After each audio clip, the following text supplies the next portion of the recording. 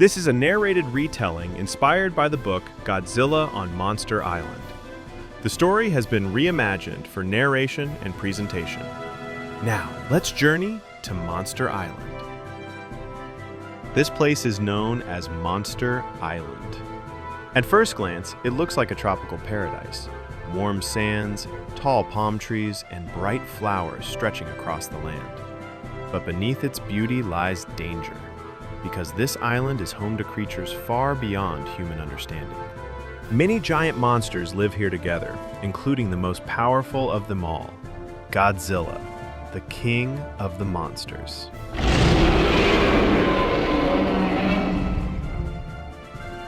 Most of the time, the monsters coexist in uneasy peace. They roam the island, each keeping to their own territory. But Monster Island is small, and eventually paths cross. When tempers flare, the jungle fills with thunderous roars, sounds powerful enough to shake the earth itself. When Godzilla hears these battles, he makes his presence known. His roar echoes across the island, deeper and louder than all others combined.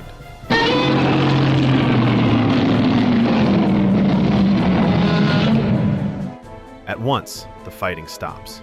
The other monsters fall silent, reminded who truly rules this land. One night, dark clouds gather over Monster Island. A violent storm crashes down, bringing heavy rain and roaring winds. The monsters retreat from the open jungle, seeking shelter wherever they can. Deep caves, rocky cliffs, and thick vegetation, waiting for the storm to pass. The storm passes by morning, leaving the island quiet once again. Anguirus and Varen stroll along the shoreline, enjoying the calm, until something strange catches their attention. Half buried in the sand is a massive, smooth object, round, pale, and far too big to ignore. Anguirus tilts his head, puzzled. Did the storm bring this here? Sensing something important, he rushes off to find Godzilla. Not far away, the king of the monsters is fast asleep. Anguirus tries calling to him softly, but Godzilla doesn't stir. He taps Godzilla's nose. Still nothing. Instead, Godzilla lets out a deep, thunderous snore that rattles the trees nearby. Finally, Anguirus climbs onto Godzilla's stomach and begins jumping up and down. Godzilla jolts awake, furious at being disturbed, until he realizes it's his old friend. Calming down, Godzilla listens as Anguirus gestures excitedly toward the beach. Curious, Godzilla rises and slowly follows him through the jungle. When they reach the shore, they find the strange object surrounded by trouble. Kamacuras and Kumanga are already there, pounding and clawing at the massive white shell. Both insects are convinced there's something delicious inside. Kumanga slams down with all 8 legs. Kamacuras strikes again and again, but the object refuses to crack. That's when everything changes. A sudden blast of scorching air erupts behind them. Godzilla unleashes his atomic breath in a blazing blue stream. Startled, Kumanga scuttles away toward the jungle. Kamacuras beats his wings once and vanishes into the sky. The beach falls silent once more, leaving Godzilla and Anguirus alone with the mysterious object. Back on the beach, Godzilla suddenly feels a blast of chilly air whipping sand all around him. He looks up. A helicopter is hovering overhead, and someone is snapping photos of the white object. Godzilla's attention is pulled skyward. Whack! A heavy punch knocks him down into the sand. Stunned, Godzilla scrambles back up. It's Gigan, one of the nastiest monsters around. Gigan charges toward the strange white ball, but Godzilla moves faster. Godzilla unleashes a scorching atomic blast, and it slams into Gigan, burning across his tough hide.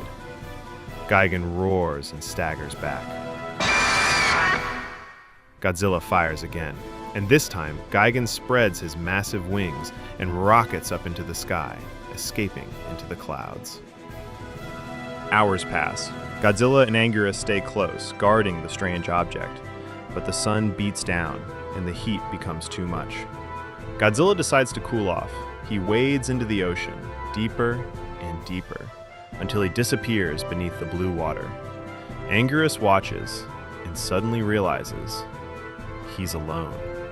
Anguirus stares at the giant white object. Why do I have to watch this boring thing? He wonders. Then he freezes. A tiny crack appears on its surface.